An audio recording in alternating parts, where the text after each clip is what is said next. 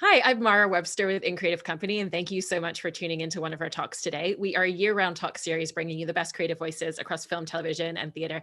And I'm so excited today to be joined by the wonderful filmmaker, Don Porter, with two projects out in the world right now, John Lewis' Good Trouble and The Way I See It. And I wanted to start by asking you a lot about the visual choices that you make in The Way I See It, because it's really documenting Pete Souza, the photographer who was there for the Obama administration. And when you look at all of his pictures and the way that you bring them into the film, there's such a clear visual aesthetic and lens and lighting and approach to the way that he photographed that entire 8 years, whether he's in the White House or whether he's in Russia.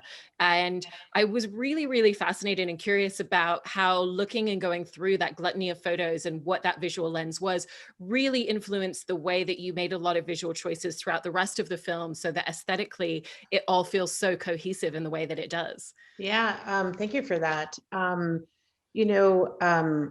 have a love of still photography. My father was a photographer. I've had a camera like since I was 15. I've always been kind of out. So very early on, Jessica Congdon, who's the editor, and I decided we wanted the pictures to take center stage. So this any story, any other of our shooting, we wanted it all to be in service of the pictures. So Pete took, though, almost 2 million photos.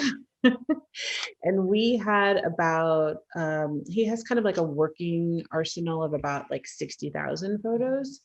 So we put together a team. We had our junior editor. He was the king of the photos. And what we decided to do was to think thematically about the pictures. So what are pictures that speak to empathy? What are pictures that speak to leadership? What are pictures that speak to crisis? And when we did them that way, instead of like chronologically, what you see is exactly what you're saying, is that Pete has a particular visual style, which is, there's something very artistic. His composition is just so spectacular. So I wanted the story, not just in the pictures, but of the pictures, that you're seeing really someone who's able to simultaneously capture a moment, but also with an aesthetic style that makes it artistic, but also doesn't detract from the truth of the moment. So all those things had to be accomplished in how we showcase the pictures. And so, our first task was to decide which images we wanted to kind of highlight, and then the sequence. And then we worked with Pete. Pete also was really, he only asked us two things. He said, like, do not crop my pictures. Because of what you're saying is that like he so intentionally framed them particularly. And then he just really wanted to get the movie out before the election. Those are the only two things he really asked us. So, those were easy to say yes to. Right. And obviously, you were in post-production and still working on the movie and still putting together some of the interviews when COVID shut down all of production and we all went into quarantine. And I know that one of the things you did was send a customized camera over to Pete to continue creating some of those video pieces. And there were some remote interviews, but also there were interviews that I believe you'd wanted to capture that just weren't possible at that point. So what was that journey like in terms of really having to pivot what your vision was, especially because you were so far into the process and you had such a clear idea, I imagine, at that point of what the overall film was going to look like? Yeah, that was really hard because, you kind of like, in my mind, the way I map out a film is, the beginning is the beginning. You just kind of like dive in and I'm talking about like from the edit. So we were probably like half to 3/4 done filming, probably like 3/4, but we had really important things left to do. So for example, Samantha Power, we hadn't interviewed yet. I hadn't done Pete's overall interview. I'd done lots of, verite and him in different locations, but I like to do a soup to nuts sit down interview. And I like to do that almost at the end of filming, because I wanted him to respond to some other things that we had gathered along the way. So I'm saving up for that master interview. And, you know, we had like all kinds of cool ideas. We were going to go into a photograph studio and have Pete go back to printing photos, which is like something he used to love to do. We couldn't do any of that. We couldn't have our gorgeous, you know, we had like the best cinematographer in the world. We couldn't have any of the magical elements. So, you know, what it does is it makes you test your original thesis. And so we kind of went back to basics and was like, look, our thesis is not about tricks and flashy stuff. It's about the pictures. It's about the heart and those stories. So, you know, in that way, it was a pivot, but it wasn't a big change because, you know, the movie is about leadership, empathy, and it is about the idea that one of the most important qualities in a leader is human compassion. Like, it doesn't matter how hard you work if you're not thinking about the people that you're supposed to serve and you can't feel what they're feeling. So, so for the Pete, we did like the Goldilocks situation. Like, we were like, all right, let's try Zoom. Wasn't really so good. The first Zoom we did, Pete had this background of the White House, which he thought was going to be really cool. And I was like, I kind of like it. And our editors were like, no, like it's jiggy, it's distracting. It's like, no. So then we tried iPhones, like kind of doing that better. But then the real thing happened when we figured out our DPs could construct a kit and completely program. So Pete's obviously a master at framing, but he's not so conversant with doing video footage. That's just not his thing. So we had like, I was here, Zoom, the DP was someplace, and then we had a technical consultant who was someplace else, and then Pete. So we had this 4-way Zoom where we did a number of practices, and then we kind of perfected the Zoom interview. Pete kind of got into it, like he could set up the camera and like, you know, frame it the way he wanted. So I think he actually liked it because it gave him a little more control over the most important thing to him, which is his interview. So then that worked out. And then like actually Blackmagic called and was like, I read that you use our camera. And then they did like a whole interview with the DP about like how we use their camera. So then that worked. The unintended benefit to that though is we got much more time with Pete. You know, like usually, you know, like that master interview is like 3 or 4 hours. People can't sit for, you know, that's a long time to sit. So we were able to break up that master interview into sections of the movie. So Jessica, who's the editor, and I could really dig into the first 20 minutes and be like, what do we want Pete to say about this? What do we want to hear from him? And so go through like in such painstaking detail, you know, what we needed from him. And so in that way, it was kind of awesome because we just did multiple 2-hour sessions, which is much more time in a sit down than I would have gotten otherwise. So, and then in the end, you know, like you just let stuff go, you know, like it's like your wedding day when you're like, I need to have a blue peony. And then you're like, no, I don't. Like, it's still going to be awesome. like what it's about getting married. It's not about, you know, the little bells and whistles. So, yeah. I love it so much. I also find that one of the things that seems so interesting about Pete as a documentary subject for such a biographical piece is that that's so against his grain and his personality. Totally And he's built an against. entire career out of walking into a room and blending into the background and being invisible and working really hard to make sure people don't notice that he's there, and having that political impartiality with a lot of the work that he's done. And you've mentioned in the past that one of the things that you really enjoy and that you feel is one of your strengths as a documentarian is building that trust with your documentary subjects and the way that you work with them. And so I wanted to ask you a little bit about what that collaborative relationship looked like with the two of you, and especially in kind of convincing him to step outside of his comfort zone, because he did have some reticence and reluctance at the beginning, but obviously in the end came around and was very comfortable with it. Yeah. It was all reluctance on his part. I mean, the producers, you know, like imagine saying no to Laura Dern. Like he was like, it's not about me. It's just about the pictures. And so he agreed to do it, Really because he was worried about the state of government, and he thought, okay, like if I let people see how important this job is, it'll help. And so then the first time I met him, he's like, it's not about me. You don't need to meet my family. You don't need to do, he told me all the things I didn't need to do. And I was like, oh boy, this is going to be a toughie.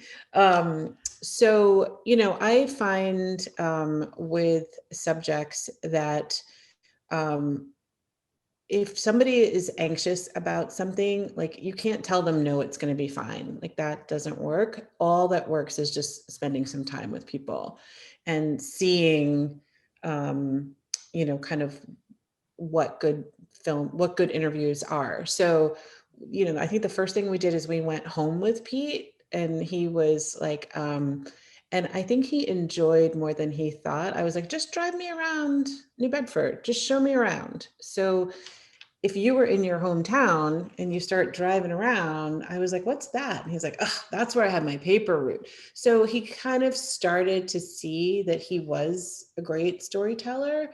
I think, I don't know, but people like sometimes don't think of themselves as like camera worthy, like he kept saying like, I'm not interesting. I'm like, you're so interesting. You're so interesting. So it just was, it was kind of slow. And I think where things, opened up, Pete gets very emotional about, and he's very protective of the people he's photographed. Mm-hmm. So I really just admired that about him. And I'll give you an example is David Wheeler, who's the father of Ben, who was killed at Sandy Hook. And we really wanted to interview the Wheeler family. First, we were thinking Francine, the mom, and Pete, we were like, can you give us her contact? And Pete was like, I'll contact them. So he called, and then David Wheeler, when we finally did speak to him, he said, I would do anything for Pete, because when he published his first book, he called us up and said, this is why I would like to include that photograph. Is it okay with you? I will not include it if it's not okay with you. And they said, sure, it's fine. And he goes, well, let me come visit you. And he drove to Connecticut and he sat and talked with them. So when he came back to them and said, I have this documentary, they were like, it was really, really important to them how he had treated them. And that said something to me about what kind of, character he is. He also had like a lot of protection about the Obama girls. Like he was the first cut that we showed him. We didn't show it to him to like the end. And that I had that one section because I knew he was really protective of them. And he was like, no way, there's way too many pictures of them, blah, blah, blah. Michelle won't like it, da, da, da, da, da. So he just like, he was like, no, he just like was not gonna let us do it. So I was like, all right, Pete, what if I show it to Mrs. Obama and she says okay? And he was like, how are you gonna do that? And I was like, don't you worry your pretty little head about that. Like just what if I get her to say okay? And he was like, okay. I think he thought like I couldn't do it. And I was like, oh, no. I am going to do the mother bat signal. I'm going to get to Michelle Obama. And I did. And she said, love it. So, I think his reticence comes a little bit of shyness, but a little bit of protection for his subjects. Mm-hmm. So yeah, you just got to wait it out. Yeah. No, I love it so much. It's also one of the things that's so beautiful about the film is the emotional pull that it has. I mean, I was admittedly a puddle of a mess by the end of it. I think I was like nearly crying within the first 5 minutes because it was just remembering that time when politics was different, even though it wasn't that long ago. And so because of, and I've seen that there's been such a visceral emotional reaction to this film and the way that people have responded to it because of that. And because there is that contextualization of like a one image that can just completely change the way you think about it. And I know that even with the photos that you were still kind of like shifting them out and changing them right down till the last minute, and was so fascinated by that process purely because changing one single frame that's on screen for 2 seconds can completely change the emotional feel of that. So how do you kind of, in the post-production process of a film like this, kind of constantly step back and think about the contextualization and think about the emotional journey that you're threading the audience into throughout the film as well? Yeah, that was, talk about an embarrassment of riches. We had so many photos. So we ended up at like 651 photos are in the movie. 1.9 million. It's great. And we did kind of like, we did swap a lot out. And then and by we, I mean like the edit team, like, so Jessica and Ben, the junior editor, and then Isara, who was our assistant, we kind of got to the images we thought we wanted to use. And we didn't send them in the film, we just sent those to Pete. And then he came back and was like, okay, if you like this one, you should look here, here, here. And so then he gave us some suggestions of ones that he really liked. So that was the first swapping, is like tapping into Pete's memory. And then there were a few that we were searching for that Pete has a insane memory. Like if you say, Pete, a good example is like, if you said Pete, like Obama whistling, and he can be like, oh yeah, I think blah, blah, blah. Like he can kind of get you pretty close to most of them.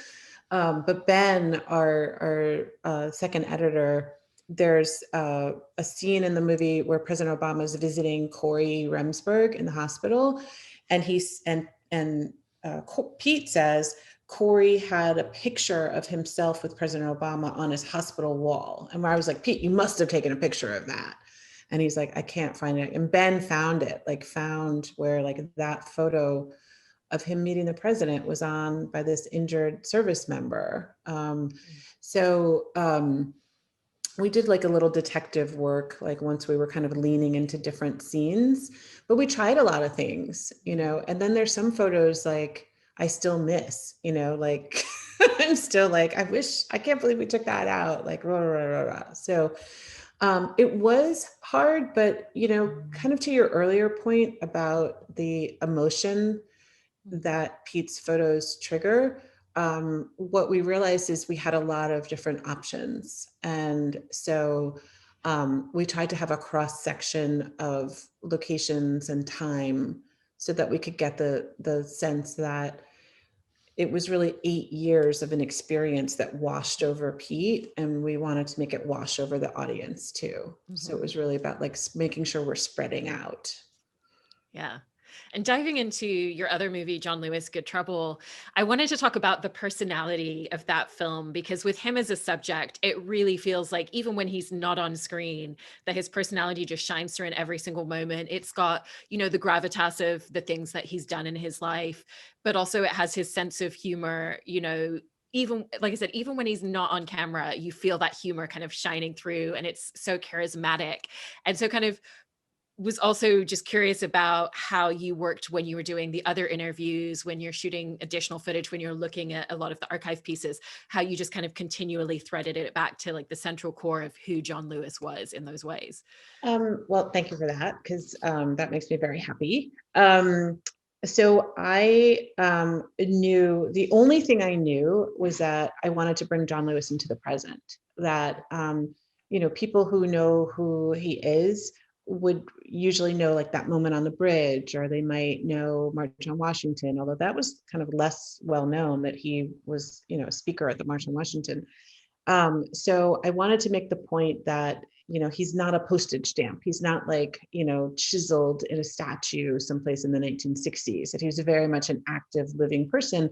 And the way to do that is, from my way of thinking, was to show his sense of humor, show him at home, like places that you wouldn't see him, but also to show people's response to him. Because I thought, and this is where I think both movies speak to each other. So both movies, to me, I hope like part of the takeaway is there are good people in government. There are people who, they might make mistakes, but they're trying their best with a purpose that's greater than themselves. And that is, I think, I actually do believe that that's more people in government than not. Like, I do think if you're going to go for relatively low pay relative to the amount of work you have to do and the commitment. Most of those people have advanced degrees. They could make a lot of money at law firms or consultancies. And, you know, they're really doing it for service. You know, it's not a job you do for money. It's a job you do for service. So if you do it well. So, you know, I felt like, and then also just like spending some time with the congressman, he did have that really strong personality. And I felt like the film should be imbued with his spirit, which is despite the fact that he talks about such heavy things, it's kind of light. And I think it's light because he's optimistic, because he just really actually believes in us. He believes that most people are good. John Lewis, like, certainly the most optimistic person I've ever met, which I felt was extraordinary given what he had seen. And when I would think about it a lot, like he would default to assuming that you are good. And it was like yours to lose his trust, you know, like he would assume you were good until proven otherwise. Whereas most people are like, how is this person? He would assume that everyone has everyone else's best interest at heart. And it makes for a very light way of living because you're not looking for darkness. You're seeing light. He was always seeing light. That's so beautiful to hear. And, you know, with him as a subject as well, you know, to your point earlier where you were talking about with Pete, a lot of it was about asking him questions and making him feel very comfortable. But obviously with John Lewis, he's very comfortable being front and center. His entire life, he has needed to speak in front of crowds, be in front of cameras, and to kind of find his voice publicly as well as privately. And so was that a really different type of relationship that you had with him? And particularly in terms of just listening a little bit more, which is one of the things I know that you've mentioned, particularly even as a lawyer, was one of the great skill sets that you learned there and is such an important part of documentary filmmaking. Did you find with him, it was a little bit less about coaxing him and more just kind of sitting back and letting his stories wash over you a bit more? I think with him, he certainly was very comfortable on camera. Like he had no restrictions. You know, I'd say like, Mr. Lewis, can we come to your house? He'd be like, yes. And I'd be like, Mr. Lewis, can come into your office? Can we go home to Selma with you? He'd be like, yes, to Troy. So he was completely comfortable there. I think for him, and I think also, you know, he was ready to tell his story. I think he was really ready he was approaching 80. He was really thinking about, was he going to run again? Like all of those kind of thoughts were going through, you know, his mind. And this was way before his diagnosis. Like we had no idea he was sick. He was the Energizer bunny. Like we literally couldn't keep up with his schedule some days. Like my camera guy was like, I gotta sit down. Like so I think for him, it was for John Lewis, because the congressman was so busy, it was, I was thinking a long time. And like I said, I like to do the master interview kind of later in the process. So like getting to know him and seeing like how active he always was, I thought I got to get him out of his regular environment, because at work in Congress, he was always having to run, go vote. If a constituent came in, he would never turn them away. Like he was just really open. When he was at home, he was like such a Southern gentleman. He was like worried that his house was messed up or like, so what we decided to do is rent like a sound stage. And that's where we did his interview, where we created those 3 screens around him. And then Jessica, the editor, and I created these short all archival pieces for him to watch and react to. And so the purpose there was to get him into that quiet space of remembering. And then from there, once he started talking, I was like, oh, to Keith, who's the DP, I was like, we got to have him full the camera, because I wanted it to be where there's nowhere else to look. Like you have to listen to him. So those were kind of, you know, decisions that came up along the way that just kind of like came to me. Yeah. I also love the way that you're talking about when you went home with him and how that showed such a different side to him. And there's moments throughout the film in all of your movies, and the way that you capture these really kind of minuscule moments with your subjects as well. Like watching John Lewis in the garage with the cats, making sure that they're eating, feels just as important to the film as watching him march over the bridge of Selma, in a very, very different way from what it tells you about who he is as a person and what his personality is. Is that something where it's really just a case of just kind of, like Pete Souza says, just kind of like being there every moment with your camera so that you can capture those quiet moments? And is it something that you're seeking out when you're making those films? Definitely seeking it out. Definitely. And I think it is just as important, because we need to believe in our heroes that they're also good people, and where you have the case, it's not always the case. Like, people who are not so nice can do amazing things. In this case, John Lewis was a tremendous person and a person who did great things. He was a great person who did great things. And I wanted to make sure people knew both things were true. And particularly, I felt like that was important when we're in this moment of politics where there was so much distrust and bad feeling about government and political leaders. So when you see, like, he was like worried about those cats all the time, and in the back of his house, like, he had 4 other food dishes. But I think it says something to you about, him, that he would literally like fly home to DC on Mondays, work in DC Tuesday, Wednesday, Thursday, fly back to Atlanta, have an office day on Friday, be home for the weekend, and do it all over again. And he's still thinking about those cats.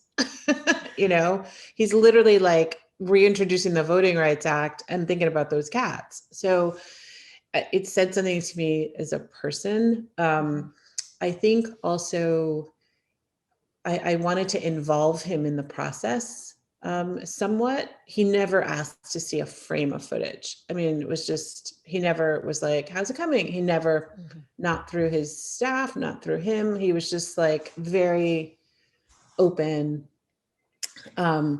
So I wanted to kind of think of things that would be fun for him, and one of those was definitely him watching the footage of himself as a younger person.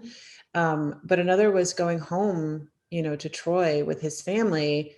I don't know that he had heard his siblings speak about him. And if you like see that scene where we're in the living room of their family home, you see one of his brothers like wipes away a tear. So it's like 50 years later, they still remember how stressful it was. They used to like gather around a radio and hope not to hear or like listen for his name and hope that it wasn't like with something bad. But so like that kind of, but they did that, I think willingly. They knew what he was doing is so important. But what they did was important too, because what they did is make sure he had a home to come to. He had a place to retreat. So for me, it was important to show that, because I'm like, unlike a lot of people, John Lewis can say, this is where my people are. This is where the land is. This is what supports me and allows me to go off and do these amazing things, because I know where I come from. I know what I'm made of because of these people. So. I love a story that you've told about working with him and just conversations that you would be having, where sometimes you would be having discourse around some of the political things that were happening, and, having a conversation with him about kids being separated at the border, or kind of racism in politics that was happening. And that his response was always, but what could you do? And he was always looking for that optimism and always looking for that action that you could make. And going through an experience like that, and getting to know him in that way, and having him constantly bring that light and bring that questioning and bring that action and change. How has that really impacted you as a person and the way that you now think about things and approach situations differently? It's impacted me tremendously. First, that he was always so generous with his, thoughts and opinions.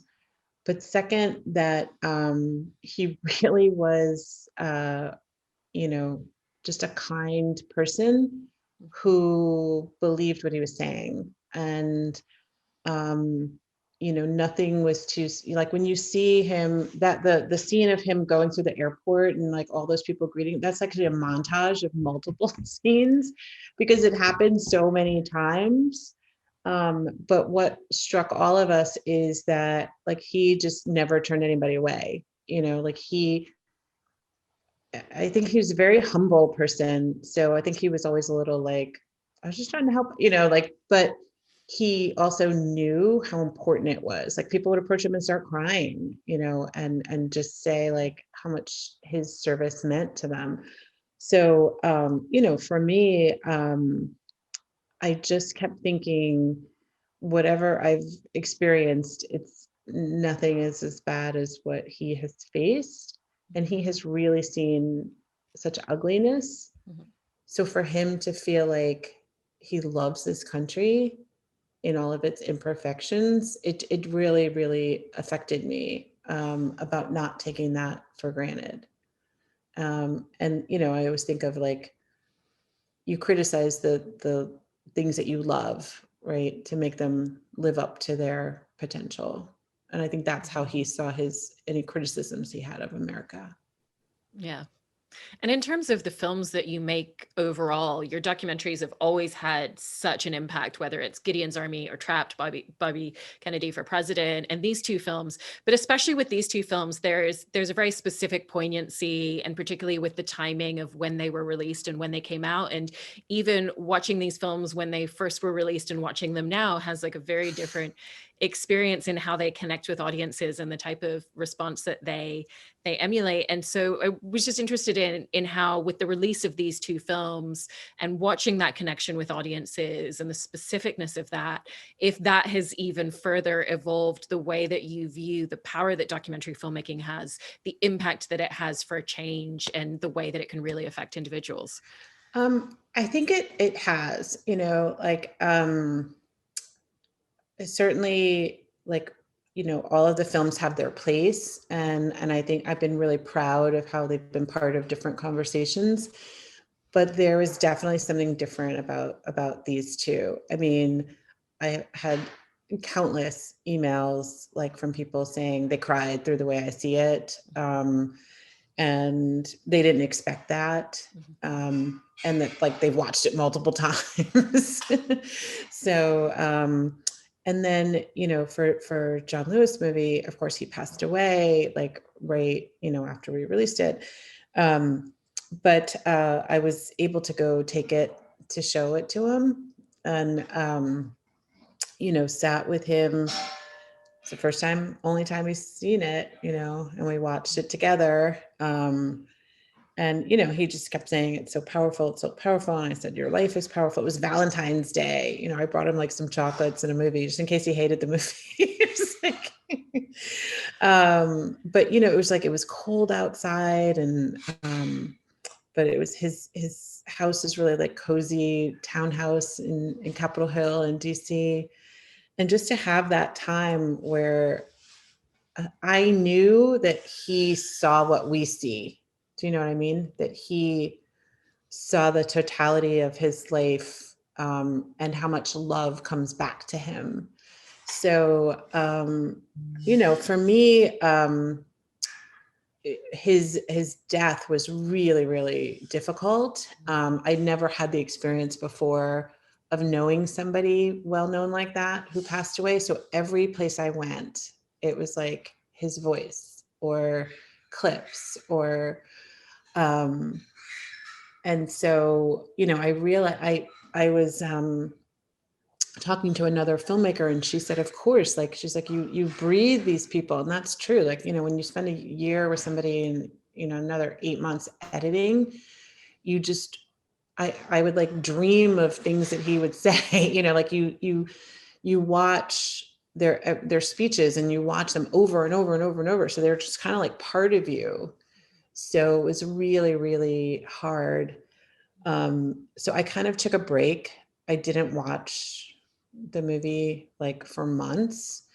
And then just recently, I don't know why I had to do it for some kind of tech check, but my younger son has a friend from middle school, and he wrote me a letter and said, like, would you speak to my class about John Lewis movie? I really liked it. So I was like, of course, speak to your teenage boy class. So I did the thing with them. And then he sent me an actual letter, thank you letter. And he said, I was so inspired by this movie that I volunteered to be a poll worker. And I just thought, like, okay, like that's why these movies are important. Like that a 16-year-old kid he gets it. He got it, that this is important, you know. So, just my own reaction, but I do feel like I made the movies that I needed to see in this moment. I needed things to sink into that were later. And, I think like, because I'm just like everybody else, like it really tapped into some needs of other people. So. Yeah. Well, I'm so in awe with what you've accomplished with both of these movies. I definitely will join the club of people who've watched The Way I See It multiple times, and I'm never going to hear the song Happy and not think about John Lewis dancing ever again. Thank you so much for taking time to talk to us about both of these wonderful movies, Dawn.